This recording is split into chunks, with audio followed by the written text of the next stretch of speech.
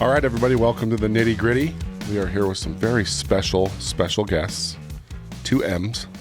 Did anybody call you guys M&M? No. It's kind of adorable, We could right? be, though, yeah. M&M. Yeah, don't So like it. We are here with Mandi and McCall from the Hope for Fertility Foundation. Yeah. I don't say F's very well. Like, I kind of struggle with it. Hope for Fertility Foundation. Yeah, it's a lot of that. There are a lot of F's, but I do have kind of a fat mouth, so those are hard to say for me. But thanks for coming. Yeah, thanks We're for excited having to us. have you guys here. This is going to be awesome.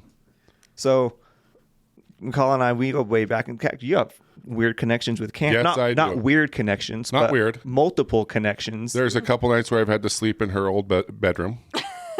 You might want to clarify that. Well, yeah, I mean, we bought their family's house in Highland, and I don't know which one of the rooms was yours. Which one of the rooms The one was right yours? across from the master. Yep. That's Taya's room. Yep. So, yeah. No, I'm just kidding. But, yeah, that's our connection. We bought their house in Highland, and we love it. Yeah, it's the best. I'm excited to buy the next house from Do the Muller it. Sisters. I'm pretty sure my Alpine. parents are moving to California, so. Oh, that's right. I heard about that. Yeah. San Clemente, right? Yeah, well, Dana Point. Dana Point. Yeah. Even better. Very cool. Yeah. Well, I'm excited to kind of jump into this. So, Hope for Fertility, Mandi and McCall. What is it? Before we kind of get going into it, tell us a little bit about what Hope for Fertility is, and then I want to kind of dive into both of your stories on why you're a part of it. Okay. So, Hope for Fertility, we do grants to couples that are struggling with fertility, the costs of infertility. So couples, I mean, when you start the infertility journey, it can be anywhere from $10,000 to $100,000 by the time you're said and done for even a chance to get pregnant. And there is 11% of the insurance companies out there that even cover any cost of it at all. So this is coming straight out of these couples' pockets. Why is that? Do you know? We just legislative. It's a, what do they consider it? It's a Like an elective. like an elective. I was just going to say procedure. elective because, Almost like yeah. Yeah. So Elective class, elective surgery. Which- I type. shouldn't get into I That's, know. that's, insurance, that's okay? crazy. yeah, I have choice words about it. It's a lot of considered elective procedures when for a lot of these couples it's not. Sure. I mean, for majority of the couples it's not an elective. So we kind of help go in and make up the costs a little bit. So we do grants anywhere from $250 to $5,000. Okay. We have a grant application process. Last year we did 1 grant cycle. This coming year we're doing 2. Very So cool. we've gotten to the point that we can now do 2, which is huge. We've doubled this last year in size, which is amazing. Way amazing. So far, Especially this last year. If you Yeah. think about it, with everything going on, like, isn't that pretty Yeah. cool? Oh, I know. So- When we went to do our virtual fundraiser last year, I'm like, everyone is so sick of this, but here we go. here we go. But I also feel like it brought something out of people, too, because I feel like there's a lot of charities that saw growth and donations, and maybe it was the extra money people were getting with stimulus. It's not like that was that much. I don't know. Maybe it just gave people time to like think. Yeah. And I think research stuff and feel comfortable about Yeah. where they were putting their money. Yeah. And yeah. So we are a 501c3, so we're a nonprofit. And When did it start? So it started in 2016. Okay. Since then, we have given out 59 grants for a total of over $240,000. That's so We've cool. got 20 Hope babies that we call part of our Hope I was family. just going to ask that. Yeah. Like, And we've got 5 on the way, and we've got a lot of couples that are kind of still in the thick of it. Yeah. So Wow. So who started it? Chase and Teddy Palmer, Okay. they are actually in Orem. They live in Orem. They're the ones that started it after they went through their whole process of infertility. There's not a lot of foundations out there like us. So they couldn't find anything to help. So they started their own, and then about a year ago. Wasn't it they started a GoFundMe for themselves? for And then they had themselves. leftover Yeah, funds. and so they wanted Wow. to kind of give back. So they started it with the leftover money. Yeah, and then they had kind of a family hardship about a year and a half ago. Mm-hmm. So they just kind of had to step away from the foundation a little bit, and we stepped in, and we have a new board that's been with us for over a year, and wow. it's amazing. It's so rewarding. Everyone on the board has gone through infertility, going through infertility. We get it. Everyone, all our volunteers. There's like 4 of us, 5 5 of us, and all of them have boy-girl twins except me. Yep. I'm the Wow. only Really? one. Yeah, they all have our boy-girl IVF twins except me. Twins. Yep. Wow. Interesting. Isn't that funny? Because infertility, I mean, I've seen it on both sides of my family. I feel like I don't know if it's becoming more relevant or maybe people are just more willing to talk about it. But like, what percentage of women would you say deal with that? So we don't like to say just women I was gonna because say it it's is a kind of couple. both, right? I mean, That's true. It's always the man's fault. Andrew. It is science. Come on, Andrew. It is science. no, that's like, Just remember It that. really is like 50-50. It is though. 50-50. It's almost That's split what I down. figured. so, and we're trying to change that stigma. We've talked a little bit about it where it's so hard for these women because they feel like it's their fault, where it's 50-50. It's half. And then it's like male 25% both. Yeah. Both Both, the woman yeah. and the man. Interesting. So, Yeah. but 1 in Wow. 8 couples will face infertility. That I think Which is is- an old statistic. Which Gotta is be higher. crazy. So, I mean, higher. that was a year ago, so it could be higher. I do think we're talking about it more. Yeah. I think That's why it's kind of more out there, more known. So my mom, I'm considered a Clomid baby. So my mom suffered with infertility, and she said, you did not talk about it. You did not voice it. You did not tell anyone you were going We to live the in a doctor weird for world. it. And now it's open. People are talking about it. People are sharing their stories, which is great because it's built this community that McCall and I have seen just in the last couple of years. It's even grown since we got involved. Yeah. So it's So it's not a growing problem per se. It's not problem, but a growing issue. Or we're not seeing more infertility, or are we? Or is it just that we're talking I about think it? we might. I think it's both, to be honest. Right? Yeah. I think the stress of day-to-day living is hard for people. I think we have more ailments now than we did in the past. Like a lot of the people that apply for our grants are like cancer survivors or they've just gone through like something really traumatic in their life, like random Health issues yeah. or So And are there any kind of medical patterns that we see, like people that have other ailments or certain things that can kind of say like you might have a struggle with infertility, or is it just infertility is kind of its own unique cancer's individual a big thing? one. Cancer's a big one. Cancer's a huge one. I think a lot of it is there's a lot of unexplained infertility Yes. out there. Yeah. My It's husband and almost I are easier kind of when under you that. know. Yeah, it would be easier. For Easier sure, if I you would know. imagine. Yeah. Well, it's like COVID. Yeah. Like that's the hardest thing with COVID is there's don't no know. rhyme or reason Yeah. to like who has it bad, like who gets it bad, Yeah. who dies, who like for me it was like a cold. Like Totally. it was never really so I think that maybe it's easier for us to wrap our heads around that. There's just some things. I think we're so used to being so smart. Well, the And known just is figuring- always easier than the unknown. Of course. Always. Of course. So, I mean, that's got to make it so much tougher, especially when you're talking about like, is it my fault? Is it his fault? It's like, no. We got to We get rid hate of the that we word. got to We get rid of the hate fault fault. thing. Yeah. But that's in a- everything, guys. Yeah. Like that's Yeah. marriage. That's I mean, it's relationships, it's business. It's like we have this inherent I think humans just have this inherent ability to carry shame and make everything either someone's fault or your own, you know? Yeah.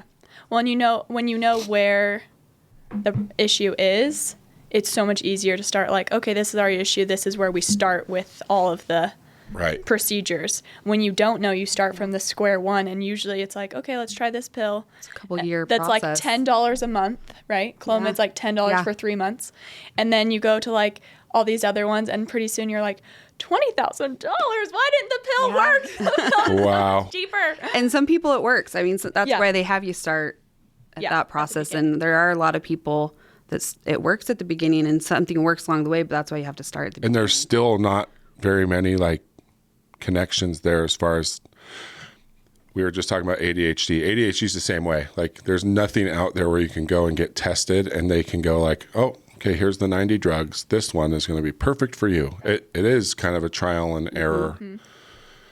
And that's got to be, I mean, it's hard. Yeah. It sucks because I'm sure just like any other medication that affects, I mean, are there infertility drugs that Make you feel crazy, make you Clomid feel is the crazy tired? drug. Like, That's okay. after I've never done it. So after I was on it for 8 months, and I didn't realize it at the time, but after when I got off of it, it was like probably a year later. I turned to my husband. I'm like, I was flat out crazy, and he's like, "Oh, honey, I love you, but yes, you were." Okay. Just tell the casserole dish story. Well, so we How have far this, did you throw it? No. No. No, we have a saying in our house that's called, "It's not about the casserole dish."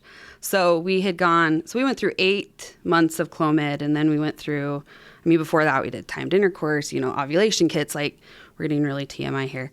It's not TMI. And then we went through, 3 cycles of IUIs, which is artificial insemination. And that was before, we were on Femara, like all sorts of, you hit all the drugs along the way. And we were on our first cycle of IVF. And What's the difference between all of that stuff? so a lot of them are just meds. Okay. So they're drugs to help stimulate like ovaries, everything. And along the way, like my husband's doing his tests, I'm doing my tests. We found out, my husband had some issues. I had some issues. So we were both. And we already had a child at the time. So I suffered. Did you have a problem with the first? getting No. pregnant the So first time? I have secondary unexplained infertility. Wow. That's like a whole mouthful, right? So we had gone, and then IUI is artificial insemination. So you have to kind of go through all these steps if you don't know the problem. And you just kind of have to trial and error along the way. Yeah. I remember one of the doctors, I was like, what does this even mean? And they were like, it's just basically making sure that the sperm, instead of swimming the entire Atlantic Ocean, only has to swim like a lake.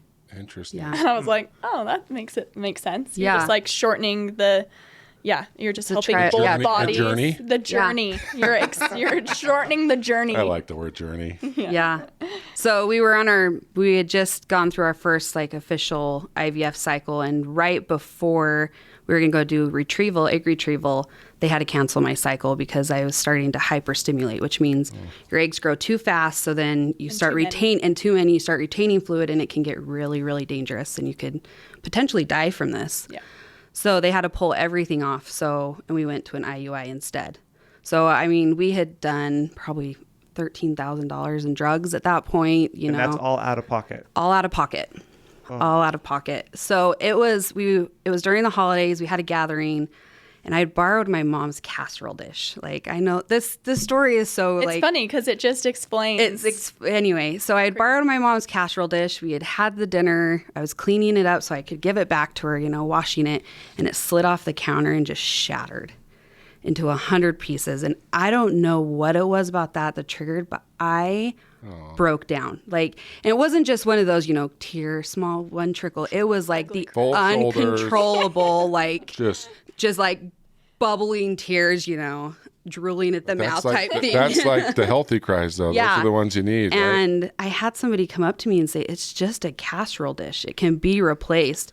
And my husband turned to him and said, it's not about the casserole Not about dish. the nail. Hugged me. Hugged me and just whispered in my ear, it's okay to cry. Oh, sweet. And at that moment, I didn't realize how much I had been holding in, that I was broken, that yet again, my body couldn't do what it was designed to do. And I was faced with this, all the emotions of everything. We started trying to have another one when my daughter was 6 months old and she was 4 at the time. So 3.5 years of just trial and error and doctor after doctor. And we were living in St. George and we were driving up north for doctor visits. And so now whenever we have like something that there's an underlying issue, we're like, it's not about the casserole dish. There's something bigger going on. It's such a good story, and there's so much to that story that applies to everybody. Yeah. Right? Like, there's some inherent thing about, I think God made women a little too strong. Like an impulse at that. you know what I mean? Like, well, listen, I am to the point now where I have no qualms about it. Like, women are stronger than men. Like, like, I'm not talking about physically, obviously. I'm talking about emotionally, mentally. I don't know what it is about how the ability for women to hold all that stuff in and still go about their day. Like, if something makes me mad, sad, whatever, like, it is right out there. There's no guessing with me, which I think is, I hate it, but I also think it's healthy, but I've always respected how like my wife can do the same thing. It's just like there's this stressful thing going on and she can just put it behind, compartmentalize it. Compartmentalize. It's a word. Yeah, that's good. Somewhere in there is a word. Compartmentalize. You know what I'm saying. And just like get things done. Yeah. And so, but do you ever look back at that story and wonder, like, can stress, I would imagine that stress hurts your chances of, and that's, is there any, in your foundation, is there anything involving counselors? Like providing therapy or counseling to, because that's the thing, like you spend all this money, you go through all of this stuff. And if you're not healed, like if you're not physically and mentally in the best place that you can be, like it sounds like you have an awesome husband. He is. Right? We could all learn some things from your husband. But like, the poor women, like whether this is the man's fault or the woman, like fault, I'm sorry. You know what I mean? Like whether it's their issue or like, it's still like the reproductive, I mean, you guys have that, right? Women. So there's gotta just be so much like mental anguish and weight and stress involved with that. So how do you make it so that doesn't happen? You know what I mean? So you don't have to have the casserole dish break to just. That is one thing that I feel like the infertility world is missing. Yeah. We had to see a therapist for ours. It was part of our regimen. And the problem is they're expensive, right? It's like $150 an hour. For sure. So that's another reason people don't do it, is because they're already like, well, I'm already paying this much money to this. So I'm maybe some therapists will hear this and donate some hours. Donate some time. Hope for Fertility Foundation. That's up. But our money can be used for that. Yeah. So, so all of our money that we give to these couples, it has to go, like, we don't pay the couples and have them just use the money how they want. We end up, it's like a reimbursement type of program. Smart. So we pay directly the clinics or the embryo adoption. Gotcha. And I guess I should have mentioned that. So we do our grants go from anywhere from IUIs to adoption. We do everything in between. Cool. So embryo adoption, IVF, everything. The embryo adoption. Yeah. I know, fancy. What's that? What? So really? instead of adopting a live child, you adopt an embryo. And then do you do surrogacy? Ever. Or you can carry it. You can do both. You can either have a surrogate carry it, or you can carry somebody else's embryo. I had no idea that was a thing. And you can even donate. You can adopt sperm. You can adopt eggs. Yeah. It's, Yeah. Huh. There's everything in between. Wow. I had no idea. I know. We have height. We should donate. Like people might want some height in their family. No, that's really, that is really interesting. I didn't know that. And maybe this segues in, I have this question. I think a lot of people, this might be a very uneducated question, but that's why I want to ask it, right? Because there's stigmas around everything, right? Why don't people just adopt? I think that's a question that I've heard with IVF. Like, you're saying you're spending all this money, and see, I get it. Like having your own child, especially if it's a possibility, like never ever judge anybody for that, right? Totally. Yeah. But you have people like, well, if they're spending all this money and they can't afford it, there's so many children that need a home. Yeah. Do you guys? I'm sure you've heard that stigma, right? Yeah. Right. My mom was adopted, so I grew up with that being very normal. For sure. And so when we found out that we were going to have issues, I was like, adopt. Yeah. I think I saw Baby Sandy. What was that lion show about that guy from India that gets adopted to an Australian family? Was it Life of Pi? No, he's like, he's an orphan. I know what you're talking about. Heart of the Lion or something. Yeah. Something like that. No idea. Anyways, awesome I saw movie. that. It's a really good movie. I saw the movie like right after we had found everything, and I left the movie bawling. I'm like, we're going to adopt someone from India and change their lives. And my husband was like, please no, can we not do that? And I was like, no, we totally are going to do this. I feel like for women, sometimes it's easier to love. Like, I feel like because of that nurturing ability that we have, it's easy to nurture and love anybody. For sure. That's why it's like, it takes a village to raise your kids. Aunts, uncles, everyone kind of acts as mom sometimes. That's just how we do it as women. And so I was like, I can totally adopt. That would be great. And as my husband and I talked about it, we're like, if there's a possibility for our own, though, we have to try the possibility first. And I was on board with him for that. The thing is, adoption is still really, really expensive. Yeah. It's crazy Super how hard expensive. it is. Almost more, wouldn't you say? Yeah. Isn't that ridiculous? So by the time you go through the legal fees and the adoption and So I think people think, oh, I'll adopt. And then they look at it and they're like, oh, IVF's cheaper. Yeah. So maybe That's I just so do crazy. Yeah. So I think that What's the average cost of IVF, and do you have an average cost of adoption?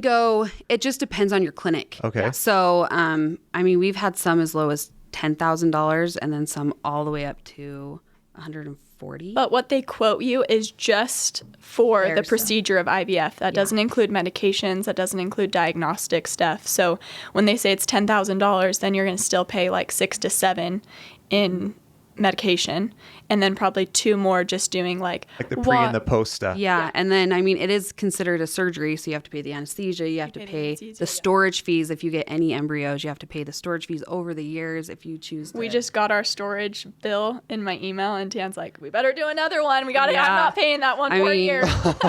It can add up to a lot. Yeah.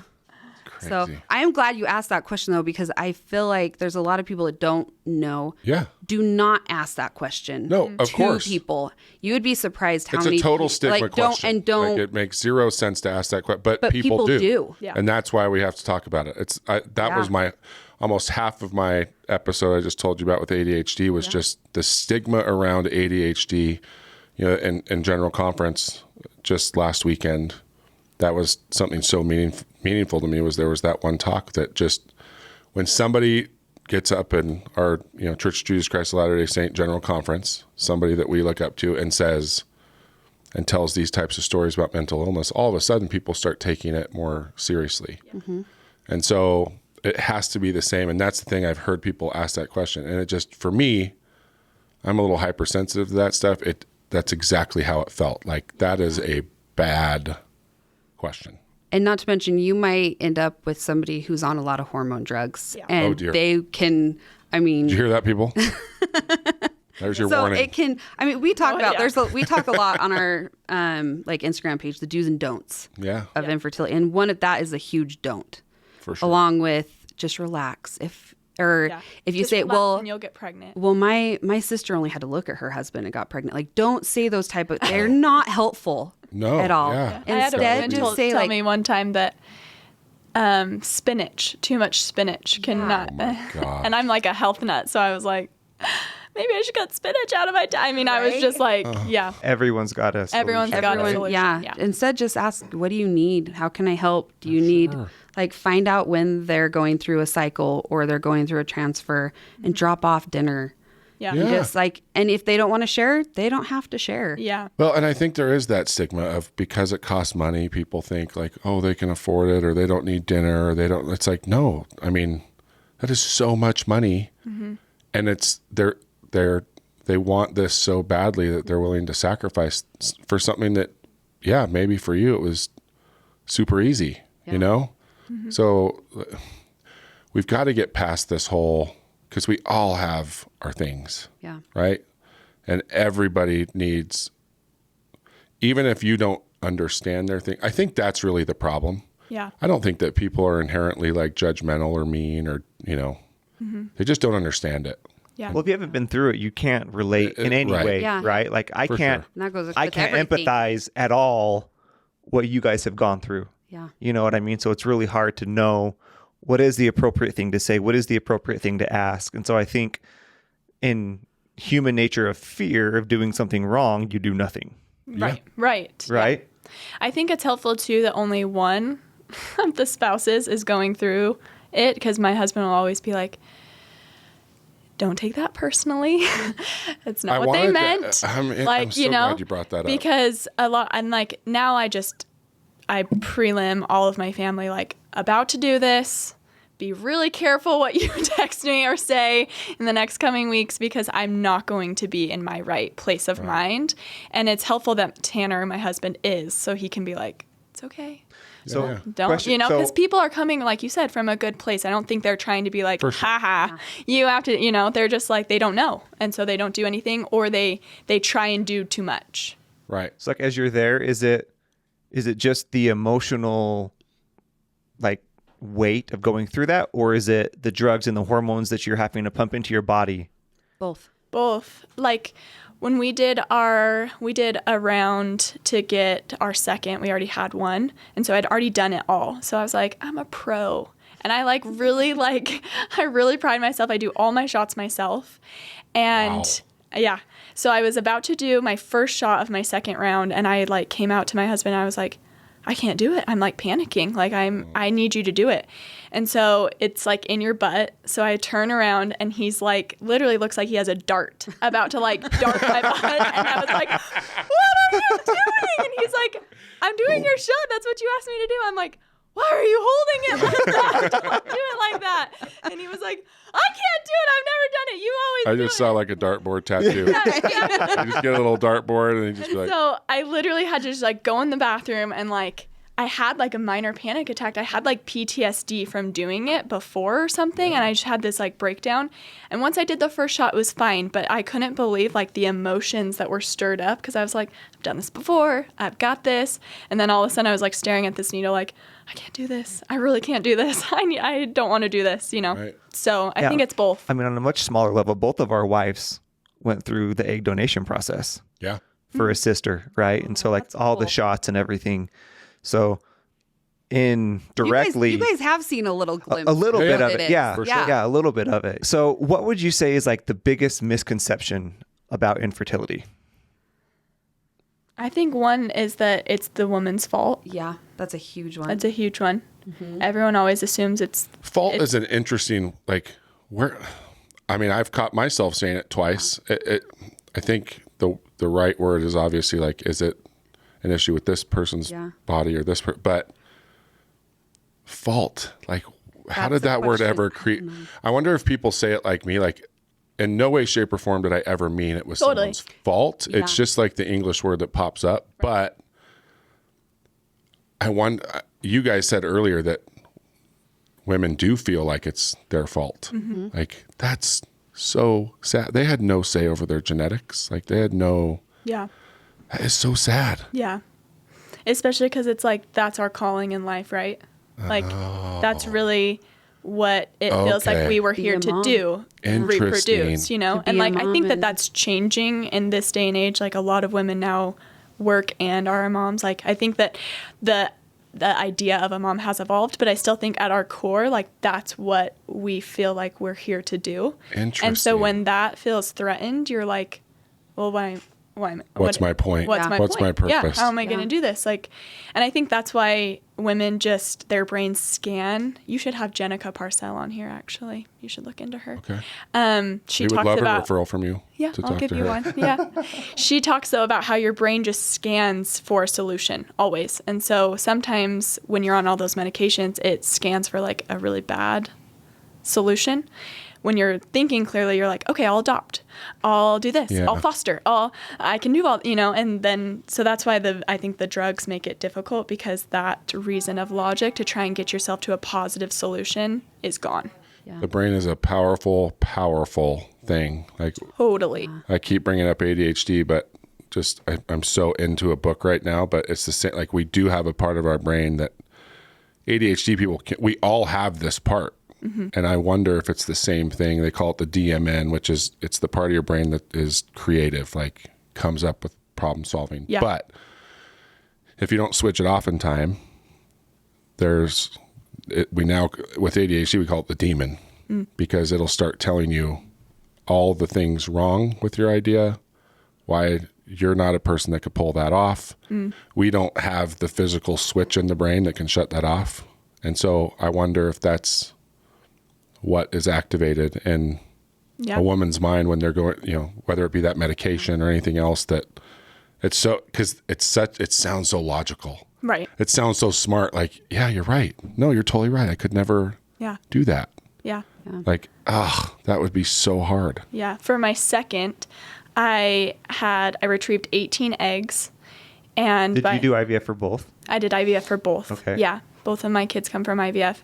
And for my second, I got 18 eggs, and I came home from my retrieval like, we'll never have to do this again. We have all these kids that are frozen. How wonderful.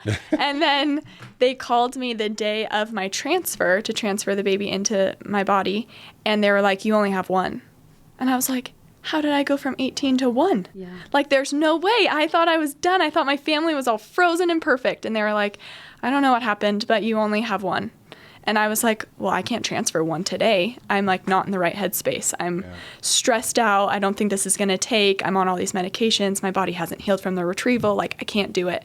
And thankfully, I was actually at the temple, a worship service in my church. And so I was in a very peaceful place, and I just like shut my phone off. My doctor was like, just text me if you're coming in. And I was like, okay, you got it. So I went into the temple for 2 hours, and I just sat there, and I was just like, I just need direction. I need spiritual intervention right now because my logic is not working. That switch was off. Yeah. And I was just thinking, the fact that you could think that is pretty amazing. Yeah.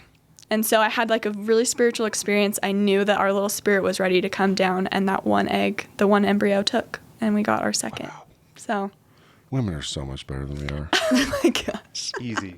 They are. For sure. Like in every aspect. They just dominate us. Hopefully it evens out after this life.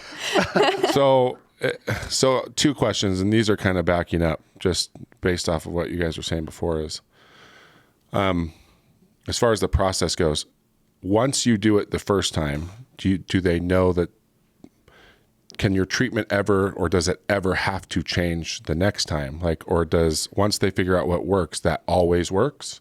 No. So it could be, for some people, it could be like starting over every time, or is it for everybody, it's like starting over every time? It kind of, there's a lot of factors. So it kind of depends on, one, how many embryos you have frozen. Okay. Because that kind of depicts on if you have to start the whole IVF process over again. Right. You can just unfreeze or one of those guys. Just unfreeze. And if they thaw, there's so many factors. If they thaw, what grade they are, if they're, they do it by grade on like how healthy they are, and how far along they are. And I think I'm talking more biology, like your personal biology. Can it change to where hormones have to be tweaked, medications have to be changed? Like what worked before may not. They usually start you on like the baseline of what you did prior. Because that worked. That's your starting point. That's your starting point. And then you come in like almost every day for blood work and tests to see, like they'll do ultrasounds to see what your ovaries are looking like, how big your eggs are, what your uterus looks like, everything. So you come in every day and then they tweak daily. Like, okay, your estrogen's not as high as we want, so double up, or why do people have to leave the U.S.? Because I've had some friends that have gone outside of the U.S. for treatments. Cheaper. Free. Is that almost money, free. money. Yeah. That's why. It's all money. Okay. Yeah, we've had some people that go to Canada, Mexico. I just told Tanner last night, I'm like, let's move to France. Yeah. Let's go do it in France. We have somebody on our board that was living in France for her first, and she was like, it cost me nothing. Because universal better healthcare. Socialized. Socialized medicine. Yeah. That's crazy. Like, which is but there's so many there. We're seeing that there's a lot of like pro ballers that go to Europe in the off season. They have these like, they do like surgery resorts. Like no, they'll go do their ACL there because there's better technology. I think we're like 16th in the world now for like medical technology. Yeah. But they make like resorts out of it. Like you go, you do all your treatments, like these luxury resorts. Like, I feel like we're so behind the times, right? I want that next time. So my second question is, I think there's so much more mental health involvement in this. Which is crazy because it's such a physical thing, right? It's all physical, easy to forget but the mental side. Like, but there's 2 sides of that, right? Yeah. So spousal education. So let's say the typical is, let's say the woman has the biological issue that needs the IVF, but you were talking about hormones. Like a lot of marriages aren't good with communication as it is. Oh, yeah. So is there anything there as far as education on how to be a good partner and support the spouse that needs, the treatment? I actually had a hunch that we were going to have to do this because we had been trying for a year. And I was like, how has this not happened for us, So I started doing all my research. I was reading all these terrible blogs of all these influencers that were like, our marriage barely survived. And I remember coming to Tanner and being like, we're not going to make it through this if we have to do this. You understand that, right? Like, we have got to like be on. And he was like, what are you reading? But Do it that's on your not a laptop. joke, though. No, for a lot it of is. people. So the Look divorce what rate. Look at what COVID did. The Yeah. divorce rate with couples that have gone through infertility is higher Yeah. because of the stress that it brings. I mean, there are some clinics that, like our clinic, required us to do a class on IVF Good. before we did Yeah, it. same. And I wish more clinics would do that. Yeah. Because that's very uncommon. Right.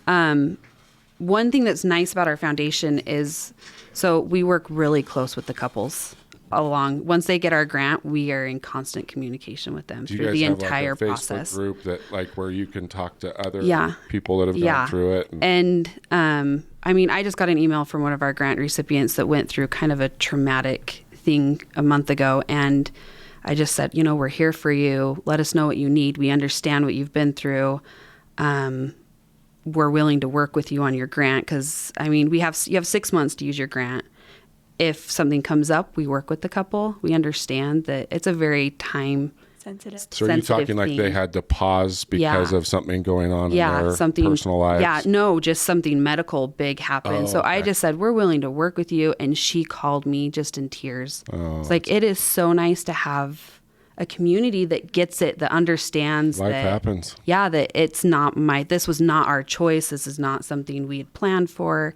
And like, I mean, like she was just so, it's nice Grateful. to be able to have a community that gets it, that understands the emotions, the process. Right. So if people that are going through it can find that, I mean, either through us or a Facebook group. So it's more than or- money, Yeah.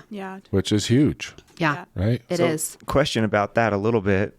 How many applicants do you get as opposed to grants given? Good question. So this year we got 103 Applicants? Applicants. Okay. And we are a nationwide grant. So we give them to across Okay. the U.S. and we awarded 28 this year. Okay. Which That's pretty is good. Yeah. So we're at like, I think 24%. Yeah, I was going to say just under 30%, Yeah, right? something like that. And then how So do you decide, gosh, this is so hard because going through it, you're like, I want to give you, It's I want to so pay for hard. all of it. Like, how can I only, like, I say this, how can I only give you $500 knowing that there's so much more, but even that is such a huge blessing to those people, right? So like, how do you guys balance? I've never been in that situation. Like someone needs this. I've been through it. I know what it's like. I want to help you, but like, I want to help you more. Like, how do you guys balance that emotionally? Yeah. we have a really good committee. So we have a grant committee. Don't do it while you're on medication. Yeah. I'm sending a casserole dish to their office. Just say, don't stress. Everything's going Don't to be stress. good. Everything's good. I'm going to glue it back together. Yeah, I'm going to break back it, together. and I'm going to glue it back together. We have a really good grant committee. Yeah. So there's 9 of us on the grant committee, and I mean they're from all walks of life, all across different religions, different backgrounds, different. I mean, it's everything. And that good to give us helps. a really well-rounded. Yeah. I mean, We read through every application. every single story we read, it's emotional. It's an emotional. I mean, we constantly are texting each other of, how do we do this? Yeah, we're never What do going to we be able to do this. And then we get on a call and we talk through every single person that we've even considered giving the grant to. So we all will send in to the president of the foundation like our top 10, top 5. And then we get on a call and we discuss all of like the top couples that we came across and talk about like how much to give them. So we look at like what their issue is, why they are in the position that they are, how much infertility they've already gone through. Right. And then we look at their financial situation. Like, are they responsible with money? Yeah. It's How really, do you, and so how much do they you know need. that? Like they said, so there's our an- application is like really in depth. credit Yeah. report. No, we don't go that in. Not quite. I'm I just mean, wondering, like, yeah. I mean, because you can say anything, right? Right, But yeah. It's, I mean- as you guys grow, you're gonna, I would imagine that nonprofits need to watch for that. Yeah. Like Yeah. people Yeah. taking advantage, right? I mean, and we have the infertility. So we have 3 requirements for our application. You have to be a U.S. citizen. Right. You need to be legally married. And you have to be diagnosed with infertility and working with a clinic. Gotcha. Because we don't give them the money. We give the clinics or the doctor Sure. the money. And so we have their doctors fill out a form for us that says, this is what they're going through. This that's is what cool. they've gone through. This is how much they need, so that we have kind of a baseline of what. And there's some that we roll out that we're like, what they're saying and what their clinic is saying is not matching up. So we cannot give them money. Right. Good. So Do you have people apply over and over again? we have had, I think, one apply, but a lot of it is time sensitive. Okay. Yeah, they need the money now. Yeah. I mean, and we've had some people that we're shortening our grant cycle. So because the funds just haven't been there. I mean, people aren't willing to give if you don't know somebody going through it or you haven't been through it. It's hard to give to our foundation if you don't understand. I think most nonprofits are probably like that. It's like you give to something that hits home for you. Yeah. I was telling a friend the other day, I'm like, cancer sucks for everyone, right? Like, even if you haven't had someone die from cancer, you're still like, oh, that's so sad. Well, and you so many generally people know someone right nowadays. But I'm like, infertility, I always say, when you know, you know. Like when you've known someone or you've gone through it yourself, you're so much more likely because you totally understand the heartache of it all. Yeah. So. But the difference too is, I would imagine with something like this, women, like based on McCall, what you said earlier about like, that's our, like our purpose, right? Or that's what we wanted to, if you wanted to be a mom, like even if you don't know anybody or haven't been through it, like if you're a mom, you hear this. Yeah. And it's like, I would never want anybody to not have this opportunity or privilege. Yeah. And so hopefully that would help, right? Yeah. Yeah. Because you've got somebody that at least gets how special it is to be a mom. Yeah. Yeah. And so what about, I have to go. We can edit that part out. But I did want to ask one final question before I leave. What are things that people can do that could help? How can people donate that don't have money to donate? Like, what are things that you guys need on top of money that can help the people you're trying to help, whether it be therapists donating hours or, I don't know, like donating restaurants, donating food while people are going through treatment so they can have meals delivered to their houses? Or is there anything like that? It is a little tricky just because we are nationwide. Right. So, I mean, we have couples in New Jersey and Texas and all over the place. But the biggest thing we need is volunteers that are willing to help us. Then just if you come across our Instagram, share Volunteers it. for what? For just anything. So we've got fundraisers. We do 2 fundraisers a year. So I'm the chair of fundraising. Oh, Yes. interesting. Yeah. Yeah, I'm the chair of fundraising. I'm over finances Yeah. and corporate donations. And because we've kind of had a change of hands over the last year, we're all doing, like, I do it pretty much by myself. When everyone, like, is like, oh, I want to help with your foundation, they usually send them to me. Because they're like, okay. fundraising, like, McCall needs help. Like, everyone go help McCall.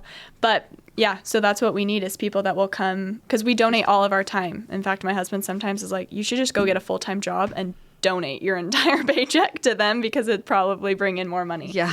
But Interesting. So that's what we need is just people that are willing to get involved with our foundation and donate time to read grants if they want to be on the board, help me with fundraising, help you with finances. Like if you have an expertise in marketing or social media or fundraising or anything like that, like we will take you. Yep. See, I would imagine even therapists here, like with Zoom now, Yeah. like it doesn't matter if someone's in Texas or New York, like if there are therapists here willing to Willing to donate. to do online therapy, like For sure. that could totally be big because Yeah. there are so many good therapists, so many good family counselors here Yeah. just because of where we are. But Yeah, the nature And of just, it. I mean, we get a lot of people that apply because of word of mouth.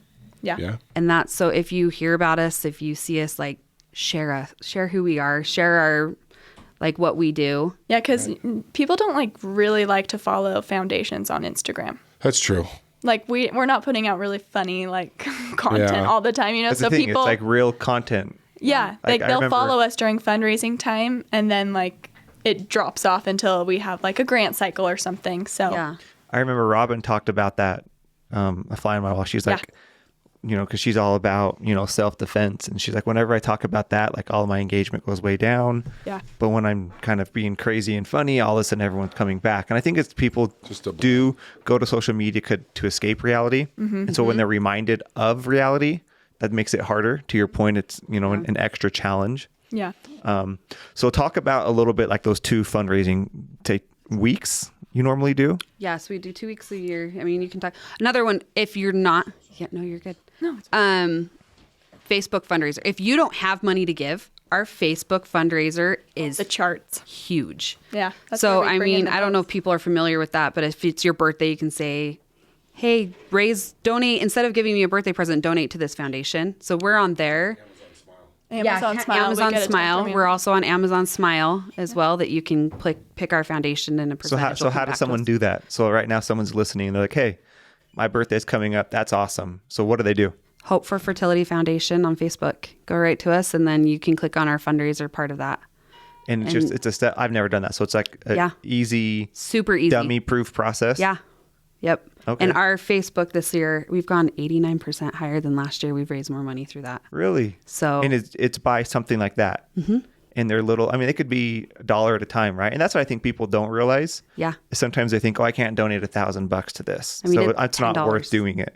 But a couple of bucks goes a long way when everyone around you is doing something. Yeah.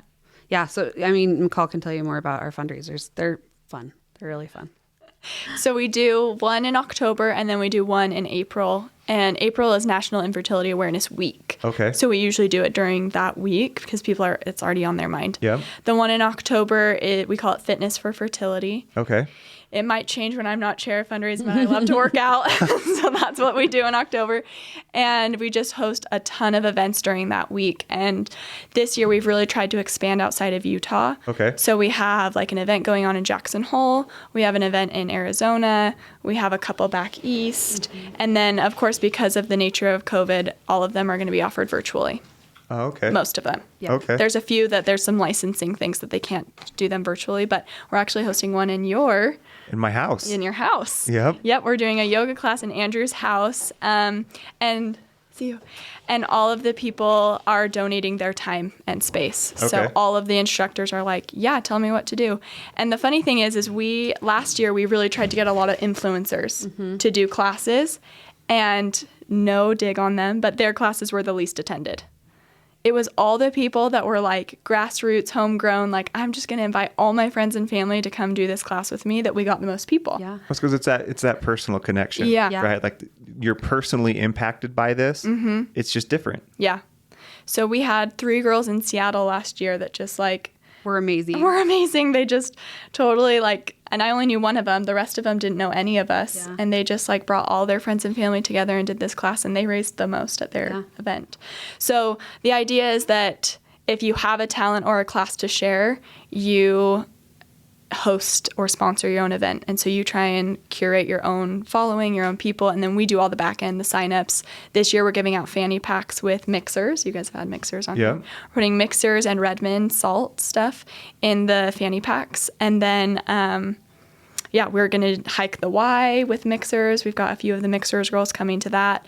We've got the one in your house. Shirley's going to do that one for yoga. We've got high fitness, of course, because it's so popular. A few dance fitness, actually. And then like the HIIT class in Jackson Hole. So there's just hopefully there's going to be something for everyone. And if you don't want to do a class, we say just sign up for a personal activity and go hike the trails behind your house. Or if you love to bike, jump on your bike and saying, I'm dedicating this ride to Hope for Fertility because I registered for it. And we had a lot of people do that last year. Yeah. And it was really fun. They'd share their pictures, and it was fun. Like like my mom loves to hike. And so she was like, I'm just going to get a few of the hiking mamas, is what they call themselves. Like, I'm going to get a few of the mamas. We're just going to hike the trails behind our house, and I'm just going to pick a day and do it. So when they do that, when they sign up, there's a donation they can do. And then the activity is whatever they choose to go and do. Yep. Yeah. So on the registration, you just click personal activity. And then your $10. registration, $10. And that goes to us, and then you just do your own activity. So if you love to swim, go swim for your personal activity. If you love to surf, go surf, So do you have everyone's got goals, but like, do you have predetermined families for this like fundraising round, or do you raise the money first and then go through the application process after once we know how much we have? So in the past, we've kind of every penny earned, every penny given type thing. It was just a year to year, but now that we're at the point of we're actually growing, we really wanted to get to 2 grant cycles. So we're doing 2 grant cycles this year, which is really, really cool for us to do. We've been working towards that for a while. One thing that's awesome about our foundation, though, is nobody takes any money. Yeah. So everyone that works with us, everyone that's on the board, everyone that donates their time. I mean, some days it's a 40-hour work week for some of us that are on the board that do everything, and we're doing it all for free. every penny goes back to these couples. So, and it's every penny well spent, because I mean, some of these babies that we've gotten through these foundations, they're just the sweetest things. And to be able to see those parents finally hold this miracle that they've been waiting for so long. Well, how cool to be just a piece of that. Yeah. Right. Just to know you played just a small part in helping that happen, bringing a human being to earth. I mean, that's just crazy. And McCall calls it like, we're a drop in the bucket, as McCall always likes to say. Yeah, we're just a drop in their bucket. But I mean, every drop counts. Absolutely. Yeah. So can people help? Obviously, now, kind of strategically, we're trying to do this because the week this podcast releases will be your week. Oh, yay. And so this will come out the week that you are doing stuff. Mm-hmm. So if they're listening and they didn't have time to maybe plan an event, is the biggest thing they can do just so go to the website and register that week? Yeah. You can go right on our homepage. It says register for fitness for fertility, and you can click on it if you want to hop into a class last minute. Like I said, you can do them virtually. So like the girl in Jackson Hole that's doing her HIT class, I take her class every Wednesday mornings virtually because she's a friend of mine. And she's so good. And so I just take it virtually because I don't live in Jackson. Mm-hmm. So if you hop on and you're like, oh, I could like attend that class, register for that class. If not, like I said, you can just go out and do anything. Or if you want to just donate money and you want to sit on your couch, that's totally fine too. Like we'll take anything. So where do they go specifically? What's the website? hopeforfertility.org. Okay. And Not .com. I've made that mistake so many times. .org. Yeah. is there a different .com? No. I don't think so. No. Well, that's good. Yeah. Gosh, there's so many other things I think we could do, but what would you say is outside of money, what's the number one way people can help? Not specifically for us, but just for the infertility community and as a whole, I think just be patient with your friends, with your family that are going through infertility, because it's a journey, and some people choose to kind of wear it on their chest. Some people choose to hold it in their heart. Yeah. Be aware, be kind, be gracious, be loving. I think that's the biggest thing. Yeah. I would agree with that. When do you open up applications? So January 1st is when we're going to start opening applications again. We're talking about maybe doing it December 1st. We're still, with the holidays, we're still trying to figure out if we can handle that. We can do that. If we can handle it on our end. But as of right now, it's January 1st. Okay. Yeah. So and it's a $50 application fee. Yes. And it's considered a donation. Back. Yeah. So, yeah. Because we are a 501c3, you can use that as a donation. Yeah. And just in case you need to know, all of that is tax deductible from the financial nerd inside of me. Yep. So if you need a deduction, it's a great way to do it. Yeah. We do get asked sometimes too. I've asked this to you multiple times. The reason we don't do more than $5,000 is because it puts us into a different tax bracket that gets really complicated. And we're still small. And we liked also the couples to have some skin in the game too. It means more to you when you have some skin in the game too. Yeah. So we've found that $5,000 has been helpful enough and keeps our finances really easy. And then it also helps them to feel like they're really involved too. Yeah. That's awesome. Well, I think you guys are doing fantastic work. Thank you for coming on and chatting a little bit about it. And hopefully as this releases, this week will be your best week you guys have ever had. Yeah, of course it will. I'm the biggest nitty gritty fan there ever was. I'm like, Andrew, I know we're not your wheelhouse, but please have me on. I love you guys. Well, hopefully this was helpful, and hopefully it kind of, exposes the message to some people that might not have heard it. Yeah. So thank you guys so much for coming on. Thank you.